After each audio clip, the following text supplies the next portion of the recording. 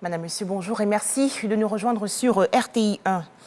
Ouverture hier à Sharm el-Cheikh en Égypte des travaux de la COP 27 sous l'égide des Nations Unies et en présence de représentants de 200 États, d'entreprises, d'organisations non gouvernementales et de scientifiques. À noter que la Côte d'Ivoire est représentée par son vice-président de la République, Timoko Meïté Koné, qui représente le chef de l'État, Alassane Ouattara.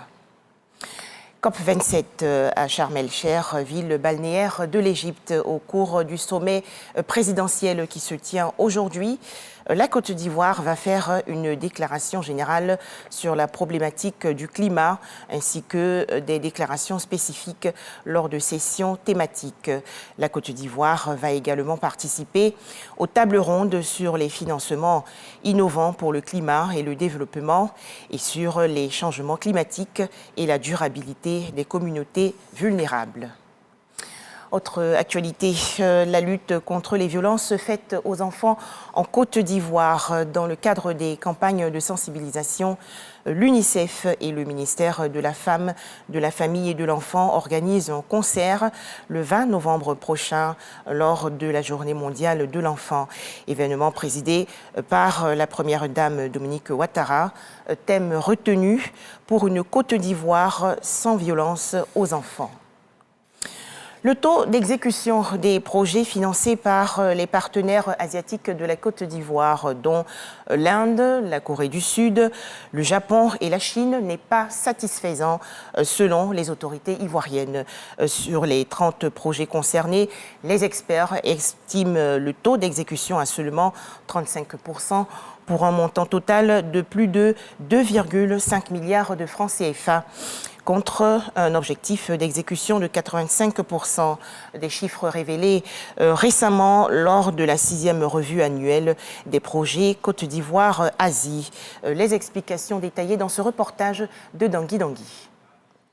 Les coordonnateurs des projets financés ou cofinancés par les partenaires asiatiques de la Côte d'Ivoire sont en conclave pour identifier les difficultés et défis relatifs à l'exécution de ces projets afin d'améliorer leur taux d'exécution. C'est dans le cadre de la 6e revue annuelle des projets financés ou cofinancés par la Chine, la Corée, l'Inde et le Japon. Sur les 30 projets concernés dans les domaines tels que l'éducation, la santé et l'énergie, les experts estiment le taux d'exécution à 35% pour un montant total de plus de 2,5 milliards de francs CFA contre un objectif d'exécution de 85%. Taux d'exécution des projets trop faibles et inacceptables selon le représentant du ministre de l'économie et des finances, Vassoko Bamba, met les coordonnateurs des projets concernés en mission pour identifier les causes des retards dans l'exécution des projets et à proposer des solutions afin d'améliorer leur taux d'exécution. Je recommande vivement qu'il soit assigné à chaque projet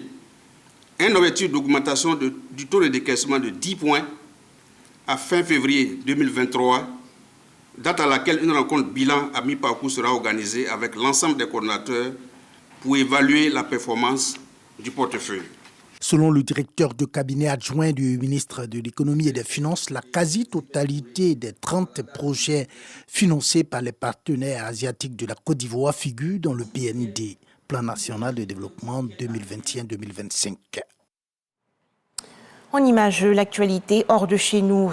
Au Malawi, le nombre de réfugiés congolais ne cesse d'augmenter. Ces derniers fuient les combats à l'est de la République démocratique du Congo.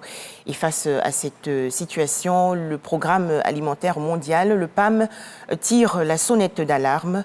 Le seul camp de réfugiés du pays a une capacité de 10 000 places, mais ils sont 5 fois plus nombreux à s'entasser sur place.